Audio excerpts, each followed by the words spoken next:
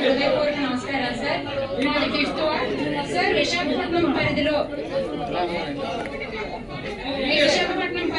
కూడా master plan road అనేది 7 మంజూరు అయ్యాయి సార్. అందులో మా వార్డులో శివశక్తి నగర్ రోడ్ లో ఒక రోడ్ అనేది ఉంది సార్. అక్కడ రోడ్డు పనులు ఈ మధ్య మొదలు పెట్టడం కూడా జరిగింది.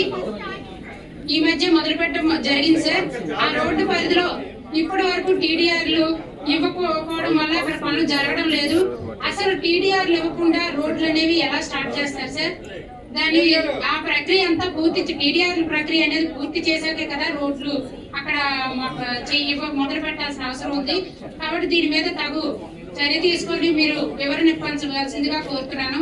అలాగే మధురవాడ పరిధిలో సార్ ఇంకొక విషయం, 10 ఏళ్ల కిందట మొదలుపెట్టిన నగరంపాలెం పక్కనపాలెం మాస్టర్ ప్లాన్ రోడ్లు అనేవి ఇప్పటికీ కూడా అసంపూర్తిగానే ఉన్నాయి సార్. దాని వల్ల ప్రజలందరూ చాలా ఇబ్బందులు పడుతున్నారు.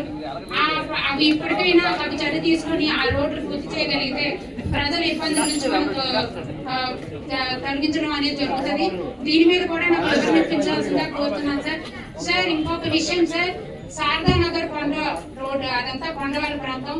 అక్కడ నీటి సమస్య అనేది చాలా ఎక్కువగా ఉంది. అక్కడ స్టోరేజ్ ట్యాంక్ అనేది నిర్మించడం జరిగితే అక్కడ ఉన్న ప్రజలందరూ చాలా ఆ ఇబ్బంది నుంచి ఇబ్బంది అనేది రాకుండా ఉంటుంది.